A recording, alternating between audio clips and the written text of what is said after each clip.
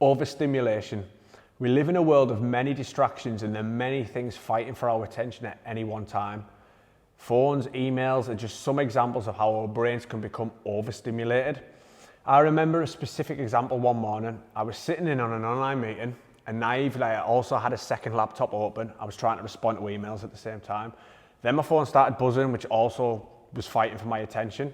Before finally the postman knocked at the door, sending my dog into a frenzy, and again just making me think, what is going on here? My brain was in complete overload. I remember sitting there feeling overwhelmed and stressed.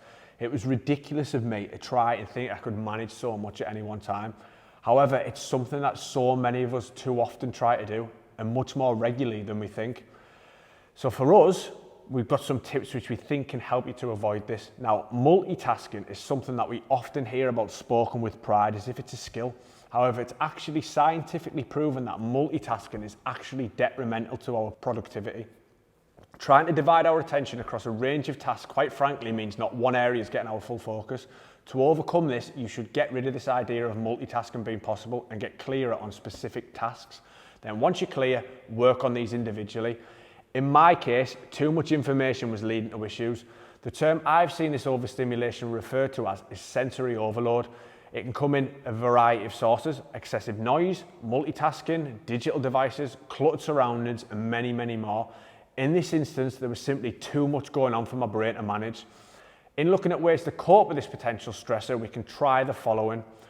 1, have a reset, or what I call a tidy up. I'm someone who chases a lot of goals and I've got a lot of tasks to complete, but often I'll take my planner and I'll revisit my goals, I'll rewrite my priorities in my notes. What it allows me to do is focus on what's important and disregard the not so important. And this is why the focus few is so important to you, and it's why we think it's something you should apply daily. 2, be mindful of your to-do list. Sometimes we're guilty of creating extra long to-do lists, and this can again lead to feelings of overwhelm and stress. Disregard the non-essential and use your not to-do list within the planner to call out the biggest offenders that are leading to this overstimulation. 3, when it comes to tidying up, it does not just have to be our goals and priorities. There's actually research to show that clutter can cause our senses to work overtime due to excessive stimuli. It can draw our attention away from what our focus should be on. As well as this, how often have you found yourself wasting time because you're looking for things and you're struggling to find them? Clutter makes it much more difficult to relax, both physically and mentally, and it can cause a lot of frustration. A tidier workspace can be much more beneficial for working optimally. 4, declutter your general thoughts. Often our minds can be cluttered with thoughts which can leave us, again, feeling stressed and overwhelmed.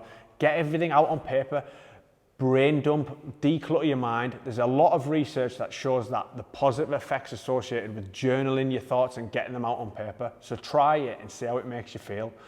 5, finally, the most obvious offender when it comes to being overstimulated is distractions. Get rid of these and you'll transform your productivity. Distractions are a productivity killer. Distractions cause overstimulation. Minimize them. Your calls to action on this video are as follows. 1, firstly, try working for a period of 10 minutes without any other distractions. Start small and build up. 2, remove distractions from the equation completely and see how you find it. 3, take the time to assess your workspace. Is it tidy or is it cluttered? If it's cluttered, get to work on making it neater and tidier.